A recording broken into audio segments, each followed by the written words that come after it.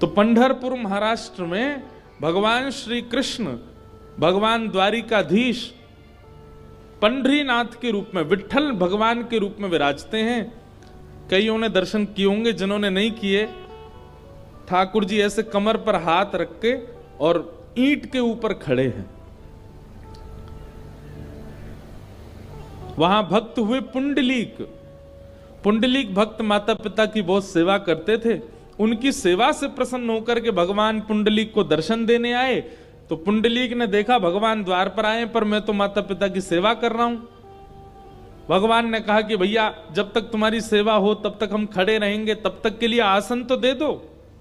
तो पुंडलीक ने ईंट खिसका दी, भगवान उसके ऊपर ही खड़े हो गए, आज तक खड़े हैं श्री विट्ठल भगवान। तो हम प्रेम की चर्चा कर रहे हैं। ये दर्शन हुए आपको स्क्रीन पे हैं? यही है श्री विट्ठल भगवान। श्री पुंडलीक के ऊपर कृपा करने के लिए भगवान द्वारिकाधीश विट्ठल बन करके गए। और कोई सर्वांगीण अंग का हो वो दर्शन कराओ। कैसे खड़े हैं ठाकुर जी ईंट के ऊपर। मराठी भाषा में ईंट को वीट कहते हैं, और उसके ऊपर जो ठाड़े हैं उन्हीं का नाम है श्री विट्ठल। तो हम प्रेम की चर्चा कर रहे थे। व्यक्ति जब प्रेम का आश्रय लेता है तो धर्म, अर्थ, काम, मोक्ष आदि आदि सब व्यवहारों से वो परे हो जाता है, विरुद्ध नहीं, परे। पंढरपुर में एक भक्त हुए, उनका नाम था चोखो मेला। क्या नाम था? सब लोग सावधानी से इधर देखो, कोई आए जाए आप तब भी हमको देखते रहा करो। हाँ, ध्यान से कथा सुनो। तो चोखो मेला नाम के एक भक्त हुए पंढरपुर में। अच्छा, चोखो मेला जो है ये कोई मातृगर्भ से इनका जन्म नहीं हुआ। कई सारे ऐसे भक्त हैं हमारे भारत में जिन्होंने किसी माता पिता से जन्म नहीं लिया, ठाकुर जी ने उनको प्रादुर्भाव किया। तो चोखो मेला जी जो थे, इनका जन्म कैसे हुआ? देखो प्रेम की अवस्था सुनिएगा। इनके माता पिता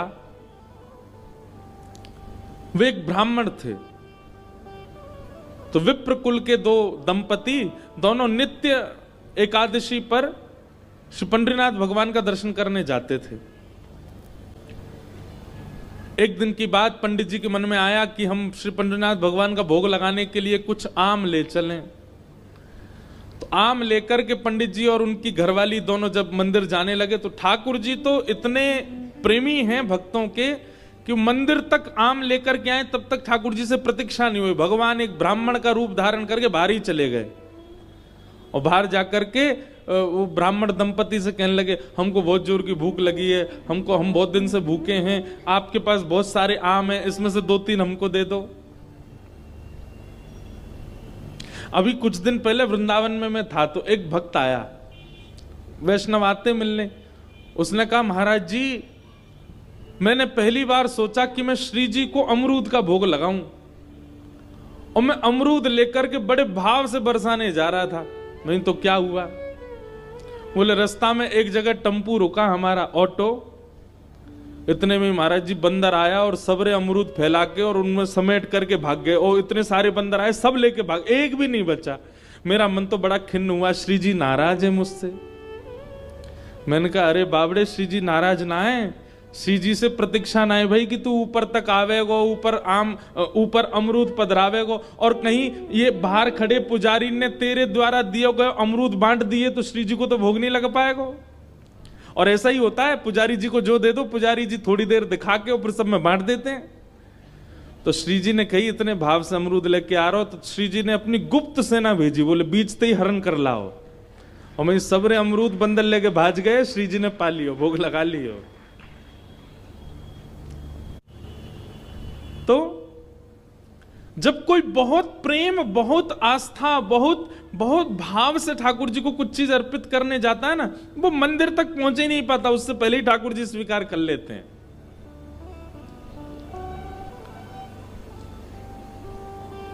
अब कभी ऐसी घटना घटे तो देखना, जबरदस्ती मत करना कि रबड़ी लेके गए और बंदर कोई दिखा रहे हैं दूर से। जे ले जाए तो हम समझेंगे कि हाँ भोग लगेंगे। जबरदस्ती नहीं, अपने आप ऐसी कोई योजना बने तो समझ जाना कि श्री ठाकुर जी ने पा लिया। तो भगवान पहुंच गए और दंपति के पास जाके कहने लगे, बोले हमको आम दे दो, बहुत जोर की भूख लगी है, आप इतने सारे आम लेके जा रहे हो, उनमें से 2-3 ही दे दो। तो विप्र दंपति ने सोचा कोई बात नहीं, 2-3 आम इनको दे देते हैं, बाकी धो धा के फिर पंडरीनाथ जी का भोग लगा देंगे। लीजिए लीजिए भैया आप लोग पाओ। अब जैसे ही ब्राह्मणी ने आम दिया और चोखो मेला जी खूब जोर जोर से वो पंडरीनाथ भगवान जिस रूप में आए थे उस रूप में बढ़िया प्रेम से फल पाने लगे। लेकिन वो क्या करते, थोड़ी देर तो आम चूसते, पूरा आम नहीं पाते, थोड़ा सा उसमें छोड़ देते और फिर ब्राह्मणी की गोद में ही डाल देते। एक आम ये हैं श्री पंडरीनाथ भगवान। अब दर्शन हो गए पूरे, और ये असली चित्र है श्री पंडरीनाथ भगवान का। अब हमको ही देखो, कथा सुन। तो यही ठाकुर जी ब्राह्मण का रूप धारण करके गए और महाराज आधे आधे आम चौंके और चौंक करके उनकी गोद में डालते जाएं।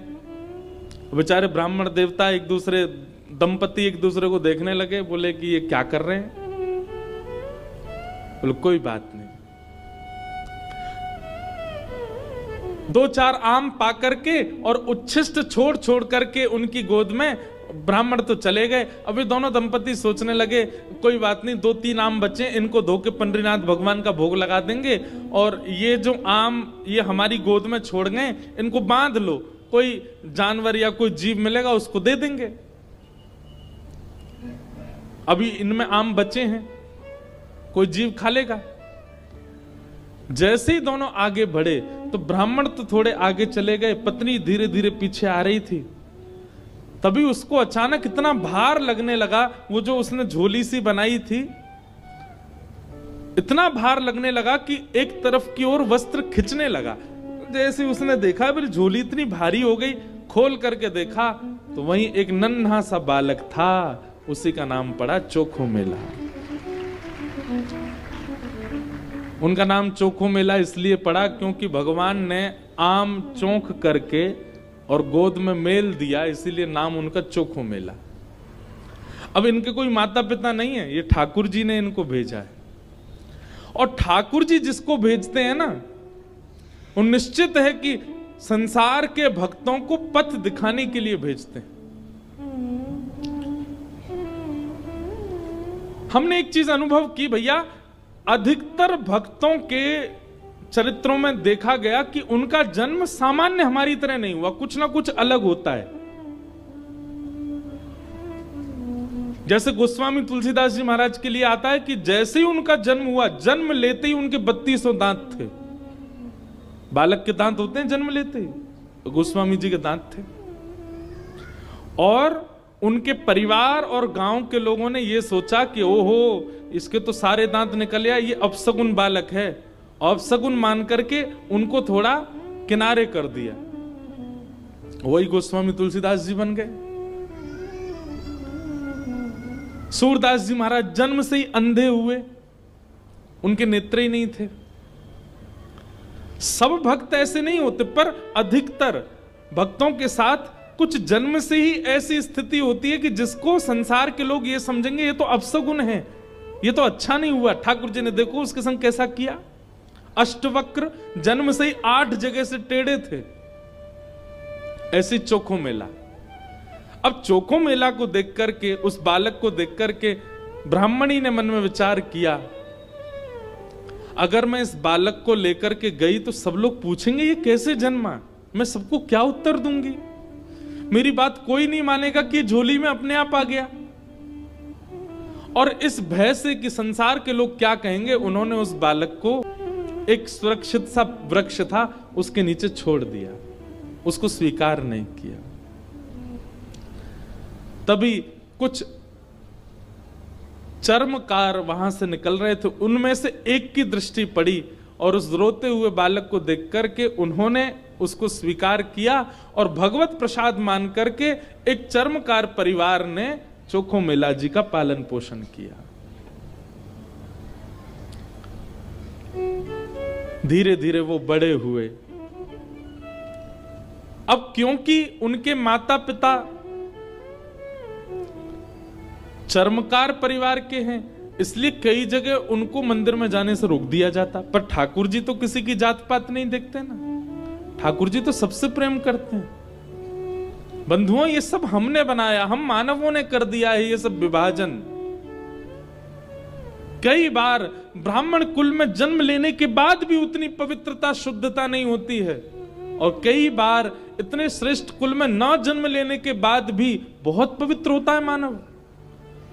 वास्तविकता यह है कि जन्म से हमारी जात पात नहीं होती है, हमारे स्वभाव से होती है, हमारे गुण से होती है, हमारे कर्म से होती है। सब लोग इधर देखो, ध्यान से सुनो। चोखो मेला जी अपने पिता के साथ में खेती बाड़ी करते थे।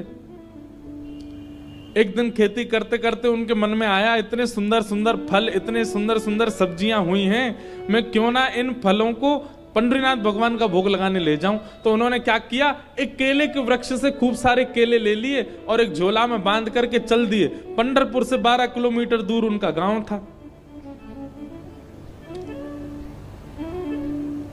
जैसे ही पहुंचे पंढरपुर, इतने आनंद में भर गए कि उन्होंने विचार ही नहीं किया। बहुत लोगों ने रोकने का प्रयास किया कि इनको मंदिर में ना घुसने दिया जाए, ये अधिकारी नहीं है, लेकिन वो तो इतने भाव में आ गए कि वो घुसते ही चले गए।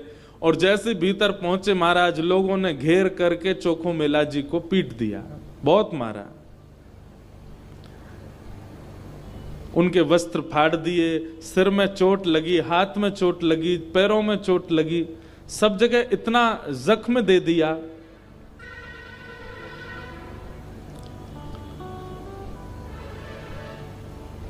चोखो मेला जी रोते रोते वापस आ गए। पंडरीनाथ भगवान को भोग नहीं लगा पाए।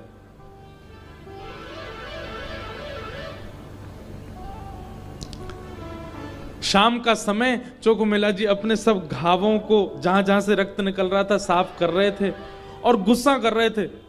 बोले अब नहीं आऊंगा आपके पास। बैठ गए हो, ईंट के ऊपर खड़े हो गए हो, इतने सारे अपने आगे जो है धर्म शास्त्र के मर्मज्ञ लगा दिए हैं, वे सब जात पात देख करके दर्शन कराते हैं। खड़े रहो, बने रहो महाराज अपने रूप में, हम तो नहीं आएंगे आपका। अरे कुछ करने थोड़ी आया था, कुछ मांगने थोड़ी आया था, अपने खेत के बढ़िया फल लेकर के आपका भोग लगाने आया था। इतने में ही नील वर्ण के श्याम सुंदर पीतांबरी पहने चलते हुए चोखो मेला के पास प्रत्यक्ष प्रकट होके आ गए। चल करके आए और चोखो मेला के पास आकर के गले में गलवैयां डाल करके बैठ गए। ए चोखा, नाम ही भगवान उसको चोखा बोलते। ए चोखा, तू इतना उदास क्यों हो रहा है? बोले उदास? इतना पिटवाया हमको, हाथ पांव सब तोड़ ताड़ दिए हमारे, और अब मेरे घर आ गए हो, मेरे गले में गलवैयां डाल करके बैठे हो। ये सब लीला क्यों करते हो आप? वहां क्यों नहीं रोका आपने सब पुजारियों को, पंडाओं को, ये सब ब्राह्मणों को? ठाकुर जी बोले देख चोखा, वे सब मुझे पूजते तो हैं, मेरी सेवा तो करते हैं, पर मुझको पाषाण मानते हैं, मुझको मूर्ति ही मानते हैं। और जो मुझे पाषाण मानता ना, उनके लिए मैं पाषाण ही रहता हूं। उनके लिए ना मैं बोलता हूं, ना मैं हंसता हूं, मैं बस एक टक खड़ा रहता हूं, ना मैं खाता हूं, ना मैं पीता, कुछ नहीं। तू तो मुझे पाषाण नहीं मानता ना, तू तो मुझे साक्षात ठाकुर जी मानता है। इसीलिए तो अपने अपने अपने बगीचे के फल लेकर के मेरे पास आया। वहां बहुसंख्यक पाषाण मानने वाले लोग हैं, इसलिए मैं उनके सामने बोला नहीं। एकांत में जब तू आ गया तो मैं तेरे पास आ गया। चल चोखा, अब तू मुझे अपने आंगन के फल खिला दे। अब देखिए, ना धर्म है, ना अर्थ है, ना काम है, ना मोक्ष है, केवल प्रेम है चोखो मेला के पास। अपने हाथों से सुंदर छिलका उतार उतार करके श्री पंडरीनाथ भगवान को अपने हाथ से खिला रहा है चोखो मेला, जिसके लिए कहीं ना कहीं हम लोग प्रतिबंधित कर देते हैं कि भगवान को सब नहीं छू सकते। वो खुद अपने घर में बैठा करके ठाकुर जी को खिला रहा है और ठाकुर जी पा रहे हैं। भगवान ने 2-3 केला पाए और 2-3 केला पाने के बाद में भगवान बोले, ए चोखा सुन, अब मत खिला, अब बाकी के जितने बच्चे हैं ये सब मेरी पीताम्बरी में बांध दे। चोखा बोला, वहां जाकर के पाओगे, सारे मेरे सामने ही पा लीजिए ना, आप बांध करके क्यों ले जा रहे हो, यहीं प्रेम से पालो। पंडरीनाथ भगवान बोले, अरे मैंने अपना तो पा लिया, ये बाकी के तो मैं पंढरपुर में रुक्मणी जी बैठी हैं, वो भी भूखी हैं, उनके लिए ले जा रहा हूं, उनको जाके मैं पवा दूंगा। आज चोखा तेरे ऊपर इतना प्रहार किया ना सबने, तेरे ऊपर इतना अत्याचार किया सबने, इसलिए मैंने और रुक्मणी जी ने आज भोजन ही नहीं किया, हम दोनों भूखे हैं। अब मैंने तो पा लिया, अभी रुक्मणी जी के लिए ले जाऊंगा। चोखा मेला खूब रोने। अब मैं यहां तो गा नहीं सकता, मुझे आते भी नहीं, मराठी में इतने सुंदर सुंदर पद हैं उनके। भगवान अपनी पीताम्बरी में केले बांध करके पंढरपुर आ गए और पंढरपुर में आकर के रुक्मणी जी को पवाया। प्रातः काल ब्रह्म मुहूर्त में जैसे ही कपाट खुले, श्री पंडरीनाथ भगवान के चारों ओर केले के छिलके पड़े हैं और केले के छिलके देख करके सब पंडा पुजारी बोले हम तो कपाट बंद करके गए, ये केला के छिलका यहाँ कैसे पड़े हैं, ये कौन लेके आया। तभी एक उनमें से बोले कल वो आया था ना, एक चर्मकार का बालक, वही अपने संग बांध के लेके आया था इतने सारे केले, उसको सुबह तो हमने मार पीट के भगा दिया, निश्चित ही वो कहीं से रात में आ गया है और रात में आकर के सब यहाँ खा करके गया है ठाकुर जी के आगे। उसका उद्देश्य तो गर्भगृह को बेकार करना ही था, इसलिए ये सब हुआ है, ये उसी ने किया है। और सब पंडा पुजारी नाराज हो गए, अपने हाथ में डंडा ले करके कमर कस के सब पहुंच गए चोखो मेला के घर और वहां पहुंच करके घर से निकाल करके फिर पीटा उनको, फिर मारा। कितनी परीक्षा लेते हैं ठाकुर जी, हम तो नेकाद में घबरा जाते हैं। चोखो मेला घर में सो रहे थे और घर में जाकर के वहां से घसीट करके उनको मारा सबने।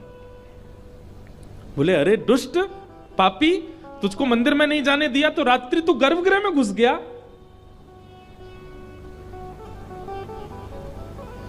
चोखो मेला पिटते रहे, नेत्रों से आंसू बहाते रहे, जय हो पंडरीनाथ, कैसी लीला करते हो, सुबह पिटवाते हो, रात में आकर के खा जाते हो मेरे हाथ से। लेकिन अब की बार श्री पंडरीनाथ नाराज हो गए। पंडा पुजारी सब अपना काम करके चोखो मेला के साथ थोड़ी हाथापाई करके सब जैसे ही वापस आए, पंढरपुर में श्री पंडरीनाथ भगवान के मंदिर के मुख्य द्वार सारे अपने आप बंद हो गए और भीतर से ठाकुर जी ने ताला लगा लिया, लॉक कर लिया, बंद हो गए ठाकुर जी मंदिर के अंदर। सबने अथक प्रयास कर लिया लेकिन एक भी द्वार नहीं खुल पाया। पूरा दिन व्यतीत हो गया, बड़े बड़े कारीगर आ गए लेकिन दरवाजा तोड़ भी नहीं पाए, खोल भी नहीं पाए। तब अंत में सबको लगा हमने कोई अपराध किया है। चारों ओर पंडा पुजारी और बड़े बड़े वेदज्ञ, बड़े बड़े मनीषी सब बैठ गए, हाथ जोड़ करके पंडरीनाथ भगवान की स्तुति गाने लगे। बोले नाथ, हमसे कोई अपराध हुआ तो आप हमें बताएं, दंड दे दें, लेकिन इस प्रकार नाराज होकर मत बैठो। तभी मंदिर के भीतर से भगवान ने रुग्ण स्वर में, रोते हुए स्वर में भगवान की आवाज आई। बोले अरे तुम बनते हो बहुत बड़े विद्वान, बहुत बड़े मनीषी, बहुत बड़े ज्ञानी, बहुत बड़े जात पात के नियोजन करता, मेरे भक्त का अपमान करते हो, मेरे भक्त को मारते हो, मेरे भक्त के साथ दुराचार करते हो। नहीं देना मुझे किसी को दर्शन, और अब जब तक पृथ्वी है तब तक यह मंदिर बंद ही रहेगा, मैं भीतर ही रहूंगा। जो मेरे परम वैष्णव भक्त होंगे उनके लिए द्वार खुलेंगे, वो अंदर आएंगे, बाकी सब बाहर खड़े रहो। सब वैष्णवों ने प्रणाम करके कहा नाथ ऐसे नाराज मत होइए, आप बताइए हमसे क्या अपराध हो गया है, उसका प्रायश्चित कैसे होगा, कृपा करके बताओ। भगवान बोले मेरे चोखो मेला को जिस प्रकार तुम लोगों ने सबने जुट बना करके जा करके उसको मारा है, अब तुम सभी वेदज्ञ, तुम सभी ब्राह्मण, तुम सभी श्रेष्ठ जन पाल की सजा के लेके जाओ और चोखो मेला को बिठा करके नाचते गाते उत्सव जैसे एक मेरी पाल की सवारी निकालते हो, ऐसे चोखो मेला की सवारी पूरे नगर में घुमाते हुए मेरे सामने लेकर के आओ, तब मेरे द्वार खुलेंगे, तब मैं तुमको क्षमा करूंगा, नहीं तो नहीं करूंगा।